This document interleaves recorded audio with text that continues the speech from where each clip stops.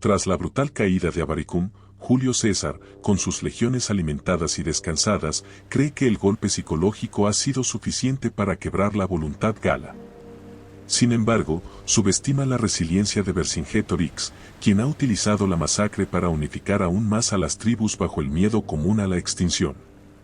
El líder arverno se retira estratégicamente hacia el sur, hacia su tierra natal, buscando refugio en la fortaleza montañosa de Gergovia. César, decidido a acabar la guerra con un golpe al corazón del territorio enemigo, moviliza a 6 legiones y comienza una persecución a lo largo del río Elaie. La situación se convierte en un tenso juego de ajedrez geográfico. César marcha por una orilla y Vercingetorix por la otra, destruyendo sistemáticamente todos los puentes para impedir que los romanos crucen y le obliguen a luchar en campo abierto.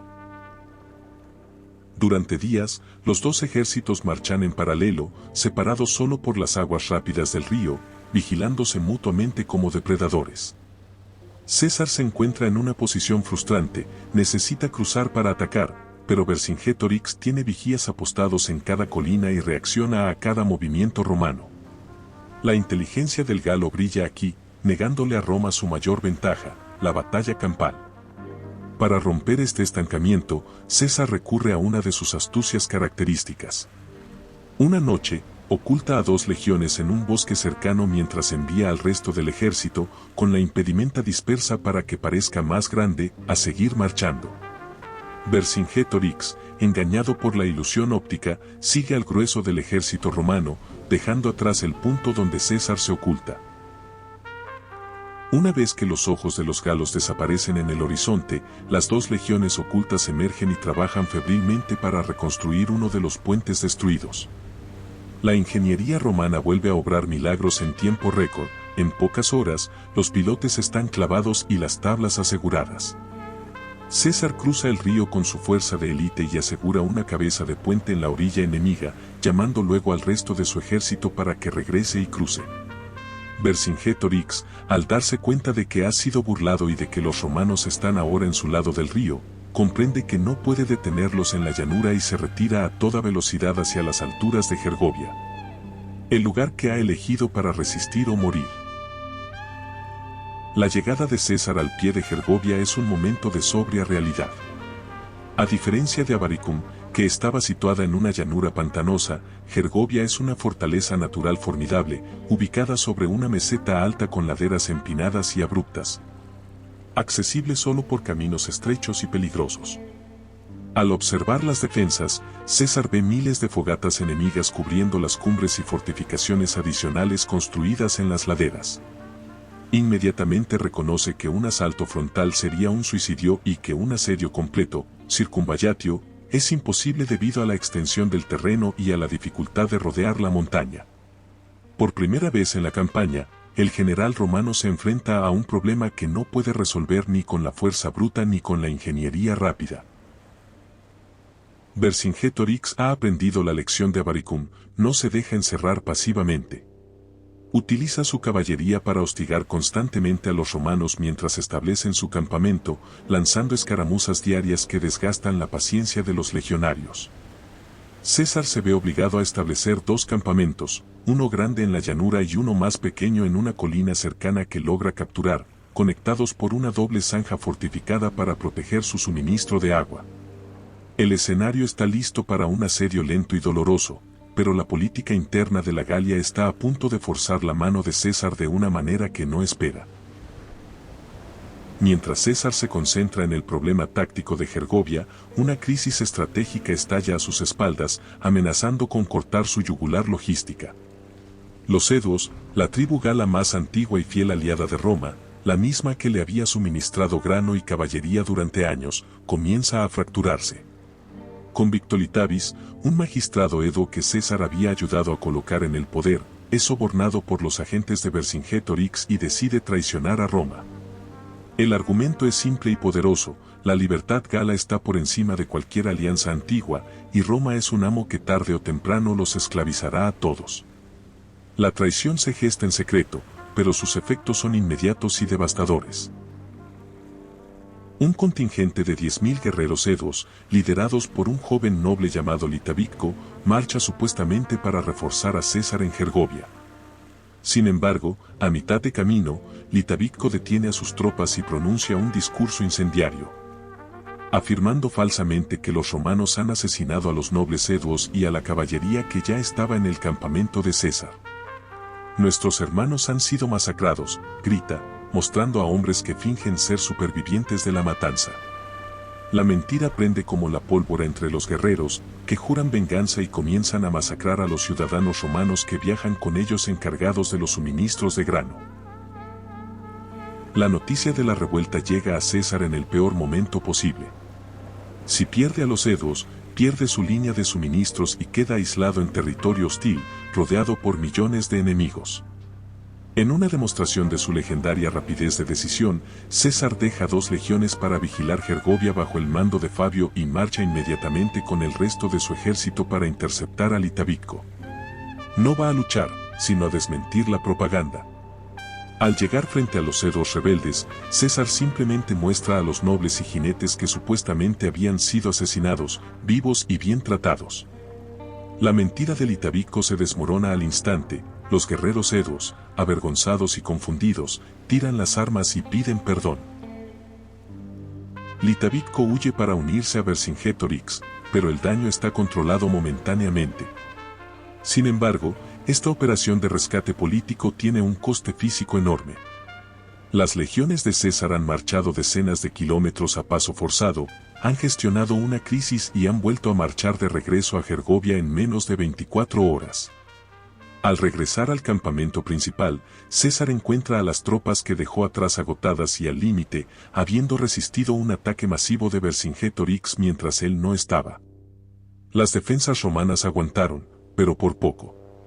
El ejército está cansado, tenso y la situación logística sigue siendo precaria. Este incidente cambia la mentalidad de César. Se da cuenta de que el tiempo corre en su contra. No puede permitirse un asedio largo en Gergovia mientras la lealtad de la Galia se desmorona a sus espaldas. Necesita una victoria rápida y decisiva para reafirmar su autoridad y aterrorizar a los vacilantes aliados. Esta urgencia, nacida de la necesidad política y no de la prudencia militar, planta la semilla del desastre que está por venir. César empieza a buscar una oportunidad para golpear, no para asediar, y sus ojos se posan en una debilidad aparente en las defensas de la montaña. Durante sus inspecciones de las defensas enemigas, César nota algo inusual. Los galos han concentrado la gran mayoría de sus fuerzas en un lado de la montaña, donde la pendiente es más suave y el acceso parece más fácil, dejando otras zonas aparentemente desguarnecidas o con defensas mínimas. Además, observa una colina pequeña y rocosa que domina el acceso al campamento principal de Vercingetorix. Si los romanos pudieran tomar esa posición, cortarían el acceso de los galos al agua y dificultarían enormemente sus movimientos. César concibe un plan brillante pero arriesgado, una finta masiva para distraer al enemigo mientras lanza un ataque quirúrgico para tomar esa posición ventajosa. El plan se basa en el engaño y la disciplina. Durante la noche, César envía grupos de mulas y jinetes disfrazados hacia las colinas boscosas para hacer ruido y simular que está preparando un ataque por el flanco derecho. Al amanecer, mueve una legión entera hacia esa misma dirección, ocultándose entre los árboles pero dejando ver el brillo de sus armaduras intencionadamente. Vercingetorix muerde el anzuelo, convencido de que César intentará asaltar por ese flanco, mueve miles de guerreros para reforzar esa zona, dejando el verdadero objetivo de César: el campamento fortificado en la ladera y la colina de acceso, prácticamente vacíos. Con el enemigo distraído, César ordena a sus legiones principales que avancen sigilosamente hacia el objetivo real. La maniobra es ejecutada con una precisión de relojero. Los legionarios recorren la distancia rápidamente, ocultos por la topografía del terreno, y lanzan un asalto sorpresa sobre las fortificaciones exteriores de los galos en la ladera. La sorpresa es total. Los pocos defensores que quedan en esa zona son barridos en cuestión de minutos, incapaces de ofrecer resistencia ante la avalancha de acero romano. Las legiones decimotercera y octava toman el muro de piedra exterior de 6 pies de altura y capturan 3 campamentos galos vacíos. El éxito es tan rápido y rotundo que incluso sorprende a los propios romanos. Han logrado su objetivo táctico, han tomado la posición avanzada, han humillado a los defensores y han cortado una línea vital. Según el plan de César, este era el momento de detenerse. La misión estaba cumplida, habían ganado una posición ventajosa con mínimas bajas y ahora debían fortificarla y obligar a Vercingetorix a luchar en desventaja o retirarse. César, consciente del peligro de perseguir al enemigo cuesta arriba en un terreno desconocido, ordena que suenen las trompetas para señalar la retirada y el reagrupamiento.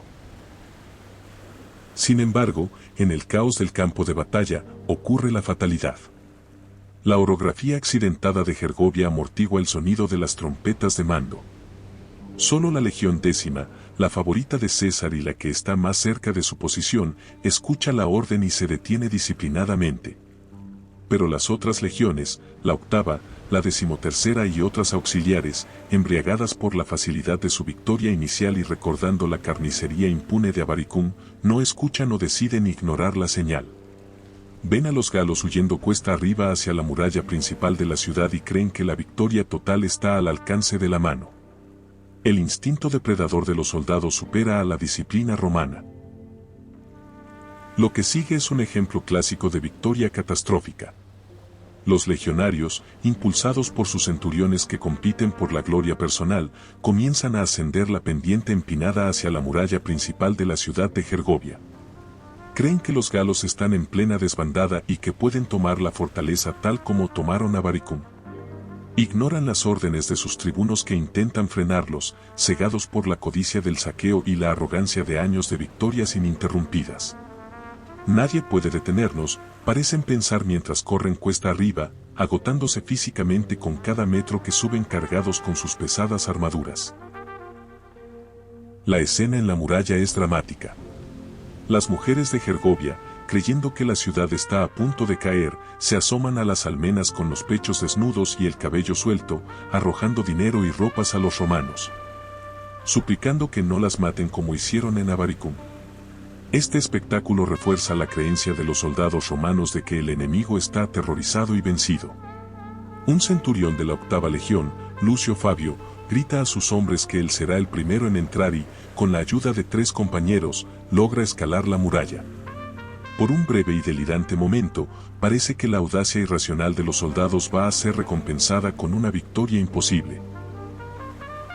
Pero Vercingetorix no está derrotado, solo está reposicionándose.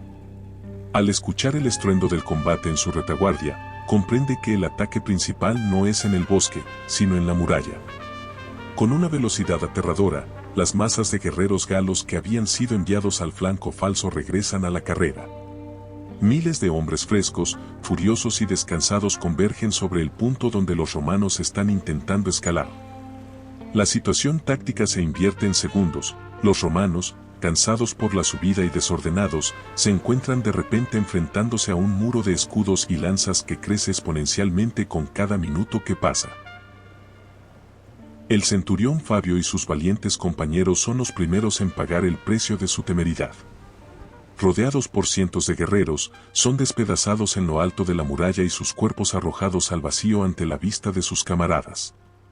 La ilusión de una victoria fácil se rompe violentamente. Los romanos, atrapados en una pendiente pronunciada, con la muralla frente a ellos y el terreno difícil a sus espaldas, comienzan a recibir una lluvia mortal de flechas y piedras. La superioridad numérica de los galos comienza a aplastar a la vanguardia romana, que ahora lucha no por conquistar, sino por sobrevivir. César, observando desde abajo con horror, ve cómo su ejército se deshace. Intenta enviar refuerzos, pero el terreno juega en su contra.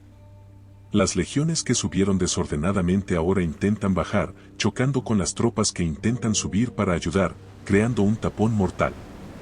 La disciplina, el mayor activo de Roma, se ha evaporado.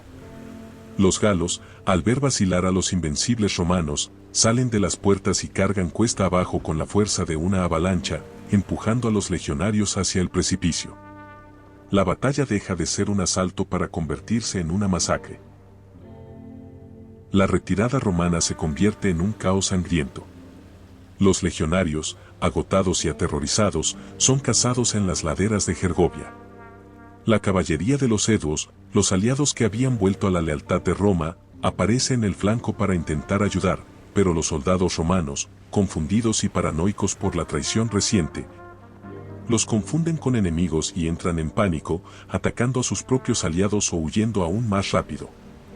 El pánico se contagia como una enfermedad. Hombres que habían resistido firme en decenas de batallas ahora tiran sus escudos para correr más rápido, ofreciendo sus espaldas a las espadas galas.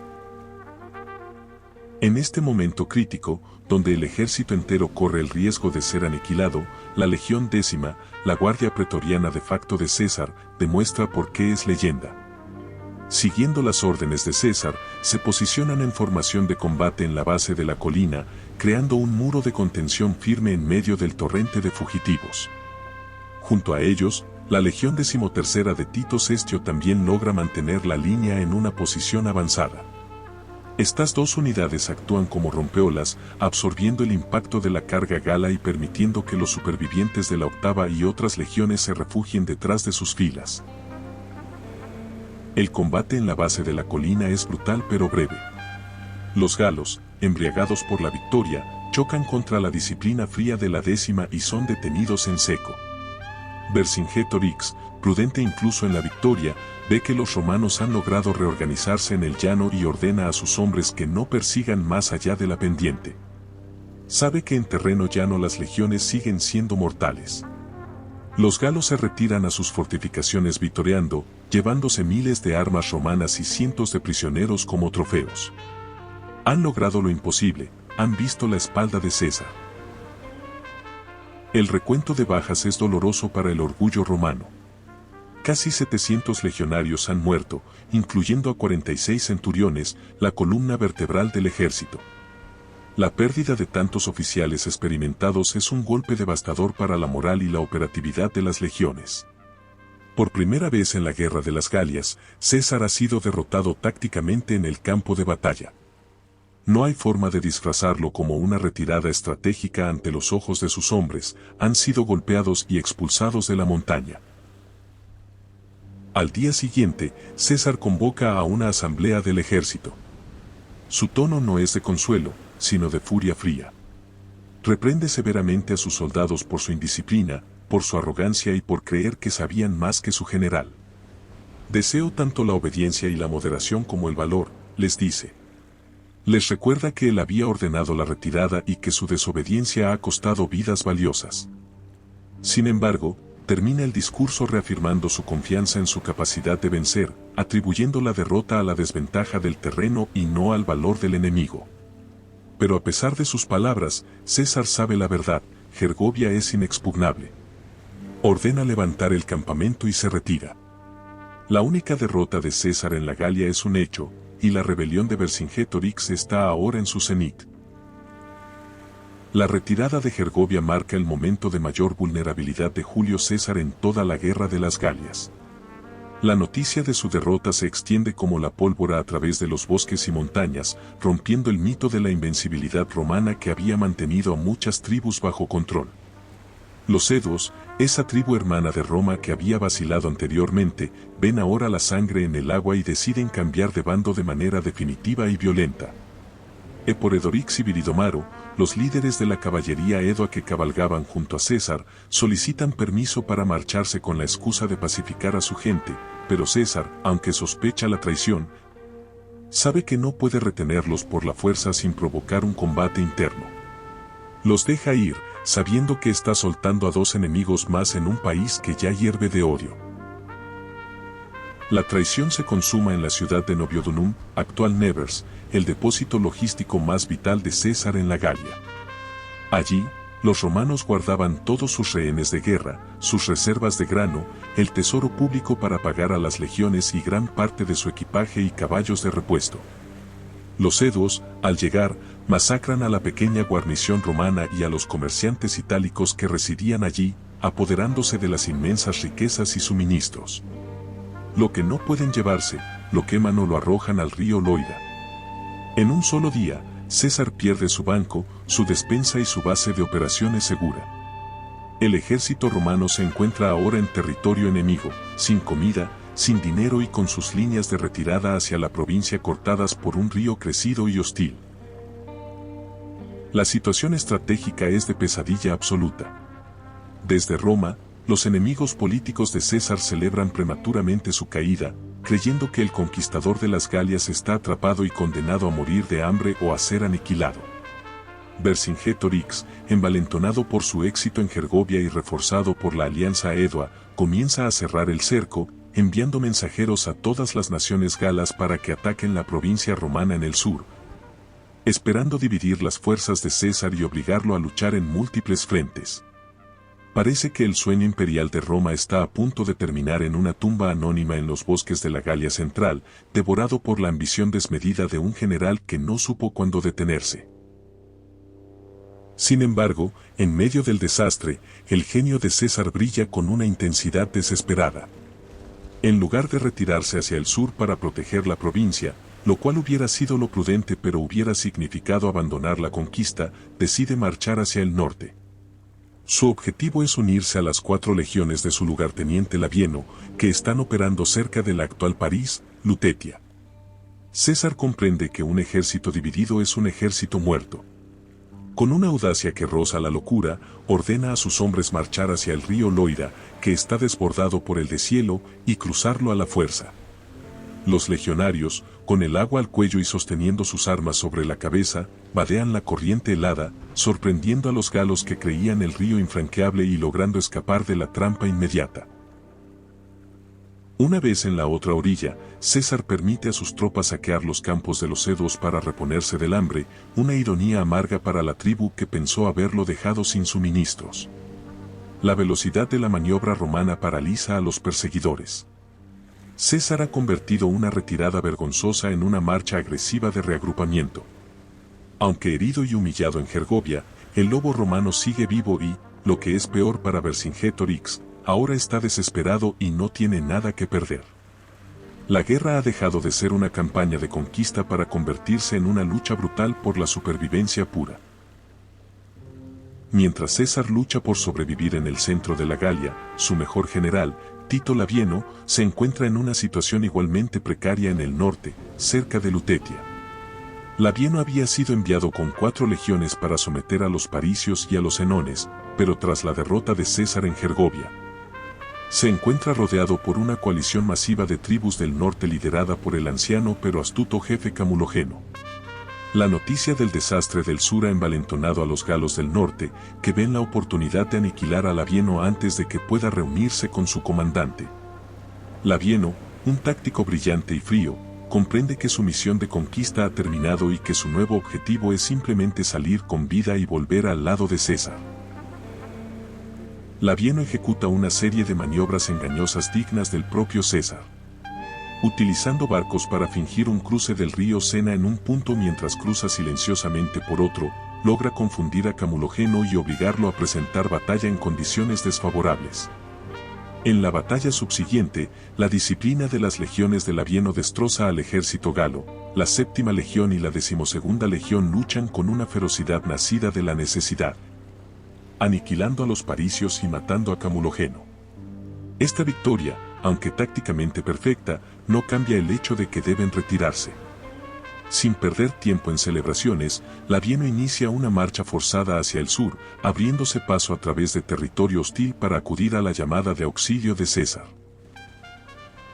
El encuentro de los 2 ejércitos romanos es un momento de alivio inmenso, pero también de sombría realidad. César y Labieno se reúnen cerca de la ciudad de Agendicum. Por primera vez en meses, las 10 legiones romanas están juntas de nuevo, formando una masa compacta de casi 50.000 veteranos de guerra. Sin embargo, el ambiente en el campamento no es de triunfo.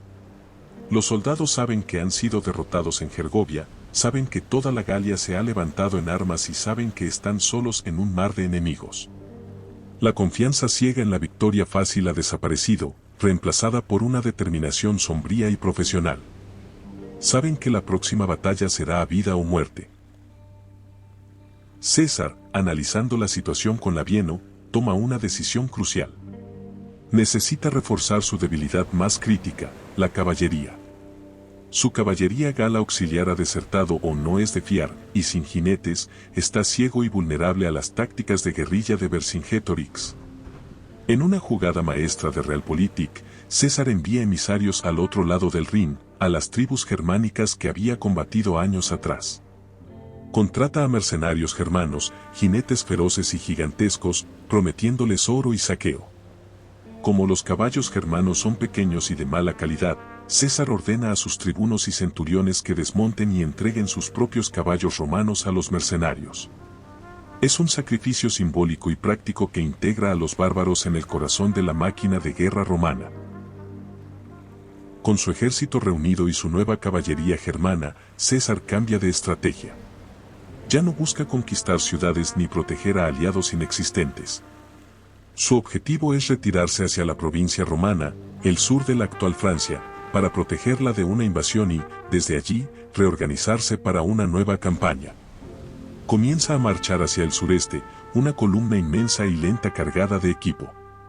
Para los galos que observan desde las colinas, esto parece una huida. Vercingetorix, viendo a su enemigo retirarse, comete el error de interpretar la prudencia de César como debilidad, un error que pagará con sangre. Mientras los romanos se reagrupan, la Galia vive su momento de apogeo nacional en la ciudad de Bibracte, la capital de los edos. Allí se convoca un gran consejo pangalo al que asisten representantes de casi todas las tribus de la Galia, desde los belgas del norte hasta los aquitanos del sur. Es una asamblea sin precedentes en la historia celta, unida por el odio común al invasor romano y por la embriagadora sensación de que la victoria final es posible. Sin embargo, bajo la superficie de unidad, las viejas rivalidades tribales siguen latiendo. Los edos, anfitriones y traidores recientes de Roma, esperan reclamar el liderazgo supremo de la coalición, argumentando su riqueza y antiguo prestigio. La votación para elegir al comandante en jefe es tensa, pero el resultado es aplastante. Por unanimidad, las tribus eligen a Vercingetorix. Los eduos, humillados en su propia capital, deben tragar su orgullo y someterse al liderazgo del rey Arverno. Vercingetorix, ahora confirmado como el líder supremo indiscutible de toda la Galia, asume el mando con una autoridad dictatorial. Exige rehenes de todas las tribus para asegurar su lealtad, ordena la leva de 15.000 jinetes adicionales y decreta una política de guerra total. Su plan es simple y terrible, no luchará contra las legiones en campo abierto, sino que las estrangulará. Vercingetorix expone su estrategia ante el consejo: los romanos son invencibles en la infantería, pero no tienen comida y están huyendo. Debemos quemar nuestras propias cosechas, destruir nuestras aldeas al paso de César y utilizar nuestra superioridad en caballería para atacar su columna de marcha día y noche.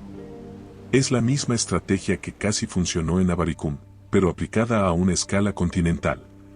Ordena que la infantería gala se mantenga protegida en campamentos fortificados, mientras la caballería se encarga de desangrar lentamente al gigante romano hasta que caiga por agotamiento.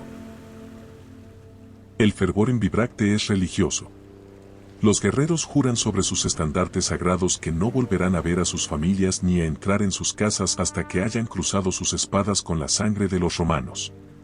Se crea una atmósfera de destino manifiesto. Los galos sienten que los dioses están finalmente de su lado y que la era de la dominación romana está llegando a su fin. Sin embargo, Vercingetorix, a pesar de su retórica, siente la presión inmensa de mantener unida a esta coalición volátil. Sabe que necesita una victoria visible para mantener la moral alta, y la visión del ejército de César marchando en retirada le ofrece una tentación irresistible. Este exceso de confianza, alimentado por la adulación de las tribus y la aparente huida de César, comienza a nublar el juicio del estratega Arverno. Olvida por un momento su propia doctrina de evitar el combate directo. Al ver la columna romana cargada de equipaje y aparentemente vulnerable, Vercingetorix decide que es el momento de dar el golpe de gracia. Convence a sus jinetes de que atacar ahora no es solo una táctica, sino una cuestión de honor, prometiendo que despojarán a los romanos de su equipaje y dignidad antes de que puedan llegar a la seguridad de la provincia. A pocos kilómetros del actual Dijon, Vercingetorix lanza su ataque. Divide su enorme fuerza de caballería en 3 cuerpos y se lanza contra la columna de marcha romana, que avanza pesadamente por el terreno ondulado. El plan es atacar simultáneamente por el frente y los flancos, deteniendo el avance romano y creando un caos en el que los legionarios no puedan formar sus líneas de batalla. Los jinetes galos, imbuidos por el juramento de Bibracte, cargan con una furia suicida, convencidos de que están a punto de masacrar a un enemigo derrotado. La sorpresa inicial es fuerte, y la columna romana se detiene, obligada a formar cuadros defensivos apresurados para repeler las cargas. Sin embargo, César no está desprevenido. Ha dispuesto su columna de manera que las legiones estén siempre listas para desplegarse y su equipaje está protegido en el centro. La infantería romana resiste el choque inicial con su habitual estoicismo, formando muros de escudos contra los que se estrellan los jinetes galos. Pero la verdadera sorpresa, el as en la manga que Vercingetorix desconocía, entra en juego ahora, la caballería germana. Desde la retaguardia y los flancos romanos, los mercenarios germanos contratados por César lanzan un contraataque feroz. El choque entre la caballería gala y la germana es brutal y decisivo. Los germanos, aunque menos numerosos, luchan con una violencia salvaje y una cohesión que sorprende a los nobles galos. En una de las colinas clave que domina el campo de batalla, los germanos logran romper la línea gala, poniendo en fuga a los jinetes de Vercingetorix y persiguiéndolos hasta el río. La caballería gala, que se creía la dueña del campo, entra en pánico al verse superada.